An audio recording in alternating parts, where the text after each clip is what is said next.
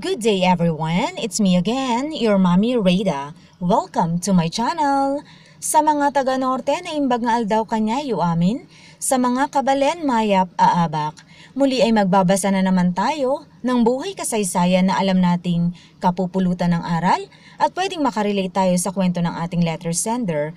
Pero bago natin umpisahan, sana sa mga hindi pa nakapag-subscribe, pakiclick na lang ang subscribe button at hit the notification bell para lagi kayong updated pag may bagong upload na video. Maraming salamat! Umpisahan na natin ang liham kasaysayan ni Kimberly.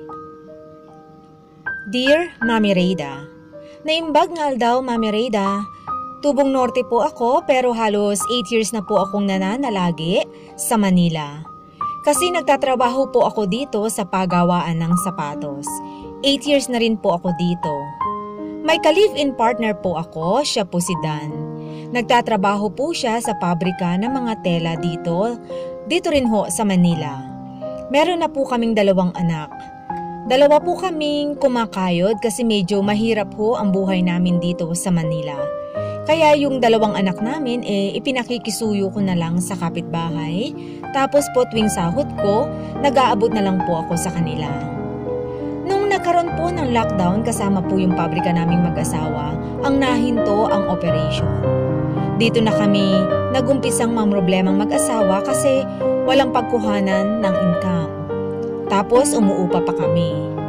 Nung pwede na pong magbiyahe, napagpasyahan naming mag-asawa, na umuwi na lang ng probinsya nila at subukan naming kung ano ang kapalaran ang naghihintay sa amin doon. Kasi kung mananatili pa kami sa Manila, malulubog lang kami sa utang, sa tindahan at sa upa ng bahay. Kasi po wala pang kasiguruhan kung kailan magbubukas ang pinapasukang pabrika namin. So sa madaling salita natuloy nga po kaming nakauwi ng probinsya at naabutan namin sa bahay na may batang mga nasa edad 12 na po. Sumalubong sa amin tapos nagmano sa asawa ko. Akala ko po nung una pamangkin niya. Ngunit nagulat po ako nung tawagin niyang tatay ang asawa ko. Halos nag-cramps ang buong katawan ko pero nung una kasi kararating namin yon kaya inignore ko muna. Pero kinakabahan ako ng mga sandaling yon. Hanggang nang sa matutulog na kami, nagtanong po ako sa asawa ko kung sino yung bata at bakit siya tinawag na tatay. Hindi po muna nagsalita si Dan at lalo po akong kinabahan, Mommy Rada, kaya inulit ko po ulit ang tanong ko sa kanya. Pero sobrang lakas ng kabog ng dibdib ko. Tapos ang sagot niya, anak ko. Para akong nabingi ng mga sandaling yon. Ang sabi ko, paano at bakit hindi mo nabanggit sa akin? Mas lalo pa po akong nanlumo sa sinagot niya. Nag-asawa na daw siya noon tapos nagtrabaho siya sa Maynila kaya nagkahiwalay sila nung unang asawa. Tinanong ko ulit kung kasal sila. Ang sagot niya, oo. Parang magbe-breakdown po ako ng mga sandaling yon. Iyak po ako ng iyak sa natuklasan ko at pinagsasasampal ko po siya sa tindi ng galit ko. Ang sabi ko po, bakit hindi mo sinabi at bakit mo ko niloko? Ang sabi po niya natakot daw po siya at baka hindi ko siya tanggapin. Sobrang mahal lang daw po niya ako kaya niya nagawa yon. Ang sakit po, Mommy Rada. Ang sakit isipin na di pala kami pwedeng magpakasal kasi kasal na sila nung unang asawa. Sa totoo lang po, nagulat din ang biyenan ko na hindi ko alam ang nakaraan ni Dan. Pero syempre, mas uunawain niya ang anak niya kung bakit nagawang itago sa akin. Sa ngayon po, nandito pa din kami sa probinsya. Tumutulong po si Dan sa bukid at ako tumutulong sa biyenan ko sa pagtutuhog ng sampagita para dagdag kita. Hindi ko pa rin po kinakausap si Dan. Galit po ako sa kanya. May mga pagkakataong gusto ko na munang umuwi sa amin kasama ng mga anak ko. Kaso po wala naman din kaming dadat ng kabuhayan doon. Hindi ko po alam bakit sa isang igla parang nawala na po ang pagmamahal ko sa asawa ko. At hanggang ngayon, gulong-gulo pa rin ang isip ko at umiiyak pa rin po ako sa nalaman ko. Bigla ko nga pong naisip kaya pala monthly nagpapadala sa mga magulang niya ang asawa ko noon, ay akala ko tumutulong lang yun. Yung pala may naiwang obligasyon. Malamig na po ang pakikitungo ko kay Dan at pati sa lahat ng tao dito. Hindi ko po kayang makipag-usap ng parang walang nangyari, maski na wala silang kasalanan. Hindi ko kayang ibigay ng buo ang sarili ko sa kanila. Kung di nga lang po ganito ang sitwasyon na kinakaharap natin, ang plano ko po sana ay iuwi sa probinsya ang mga anak ko at iiwan ko muna doon at magtatrabaho ako sa Manila. Gusto ko po munang malayo kay Dan para makapag-isip at magkaroon kami pareho ng space. Kasi sa tuwing nakikita ko siya, parang araw-araw nadadagdagan ang galit ko. So sa ngayon po, hindi ko pa kayang patawarin at hindi ko po matanggap. Lalo na pag naiisip ko na hindi pala kami pwedeng ikasal at hindi ko siya pag-aari ng buong buo. Sana po mabasa niyo itong sulat ko. Respectfully yours, Kim.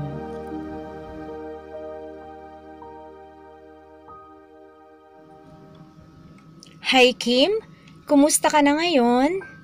Alam kong magulo pa ang isip mo sa ngayon, pero huwag ka sanang makaisip ng mga bagay na mas lalong ikasisira ng pamilya mo.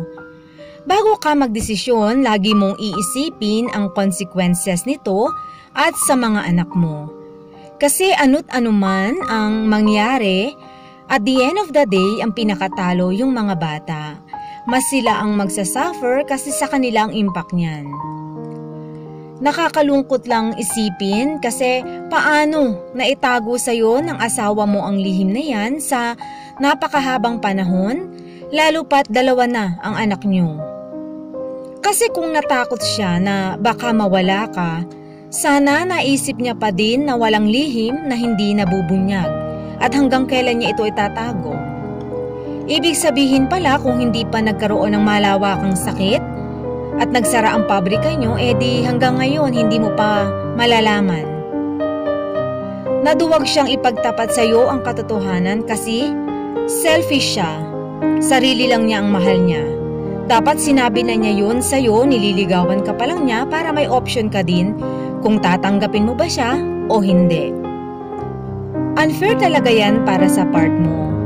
Naiintindihan ko kung bakit ka nagkakaganyan kasi ramdam mo na niloloko ka at hanggang kailan ka lolokohin yan. Yan ang iniisip mo sa ngayon.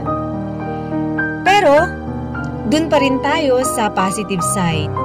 Palagi pa rin nating iisipin ano ba ang mabuting idinulot nito sa'yo. Kasi bless in disguise na nagsara yung pabrika at nakauwi kayo sa probinsya at nalaman mo na ang buong katotohanan. Ngayon, nasa sayo ang pagpapasya na nasa sayo kung ano ang magiging desisyon mo. Pero magmuni-muni ka, isipin mo yung magagandang bagay na nagawa niya sayo at sa mga anak mo.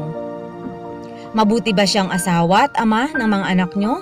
At ano-ano naman ang magagandang katangian niya para doon mo na lang muna iituon ang atensyon mo. Sabi mo parang nawala na ang pagmamahal mo sa kanya. Hindi totoo yan, hindi naman ganun kadali mawala ang pagmamahal. Punong-puno ka lang ng galit sa kalooban kaya akala mo hindi mo na siya mahal. It's a matter of acceptance lang yan. Oo, hindi madali kasi napakasakit at napakahirap. Time will heal pero sana wag mong isara ang pinto ng pagpapatawad sa puso mo kahit na gawin mo na lang yan, hindi dahil para sa'yo kundi para sa mga anak mo. Kasi pag tuluyang kayong maghihiwalay, ang sasaktan mo naman, ang kalooban ay ang mga anak mo. Hayaan mo siya kung bumabawi sa'yo or gumagawa naman ng paraan para mapatawad mo. Hanggang sa maramdaman mo na lang sa puso mo na unti-unti mo na palang napapatawad ang hindi mo namamalayan. Alam mo, yan ang pinakamahirap na part sa ating mga babae. Kung minsan nasasaktan na tayo pero pilit pa rin nating titiisin para sa mga anak. Kahit hindi na tayo masaya sa pagsasama bilang mag-asawa, titiisin pa rin hanggat kaya alang-alang sa anak. At yun ang gusto kong i-apply mo sa ngayon para manatiling buo ang pamilya mo. At kung tungkol naman sa kasal, dream naman lahat ng babae na makasal, hindi ba? Pero, wag mo na asamin yun kasi iba naman ang sitwasyon mo na eh. Hindi ba marami dyan hindi naman kasal pero intact pa rin yung pagsasama? Masaya naman sila, kaya wag mo nang isipin yun. So sa ngayon, palaging mga anak mo ang iisipin mo muna bago ka gagawa ng anumang desisyon. At isa pa, magdasal ka rin para mawala yung galit sa puso mo. At saka yung lahat ng sama ng loob mo, ibigay mo na sa Diyos para lumiwanag ang isip mo at matutunan mo pa rin magpatawad sa kabila ng lahat. Sana Kim, naliwanagan ang isip mo sa mga naipayo ko sa iyo at syempre, ikaw pa rin naman ang magdidesisyon niyan sa huli. Hangad ko lagi ang kaligayahan mo sa kabila ng pagsubok na hinaharap mo ngayon. So sa lahat po na nakikinig or nanonood ngayon sa aking channel, tulungan natin si Kimberly para maliwanagan ang kanyang isip.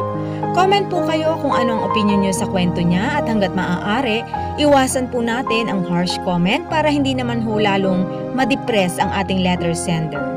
Maraming salamat! At kung nagustuhan nyo ang ating kwento, huwag kalimutang i-like at i-share dahil baka isa sa kakilala nyo ay may kaparehas ng pinagdadaanan, at least makarelate siya dito at kapulutan niya din ng aral.